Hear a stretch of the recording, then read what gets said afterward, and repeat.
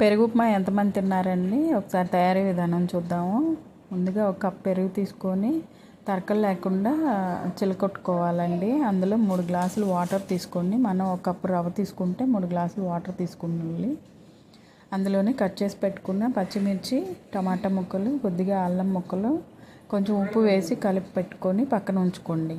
తర్వాత స్టవ్ వెలిగించుకొని బాండీ పెట్టుకోండి. అందులో 1½ టేబుల్ స్పూన్ ఆయిల్ వేసుకొని పోపు దినుసులు, పచ్చెనగపప్పు కొద్దిగా ఎక్కువ తీసుకోండి, పల్లీలు, కావాలంటే జీడిపప్పు కూడా వేసుకోవచ్చండి. కొంచెం దూరగా వేగిన తర్వాత సన్నగా కట్ చేసి పెట్టుకున్న ఉల్లిపాయ ముక్కలను మగ్గడం కోసం కొద్దిగా ఉప్పు వేసి వేయించండి.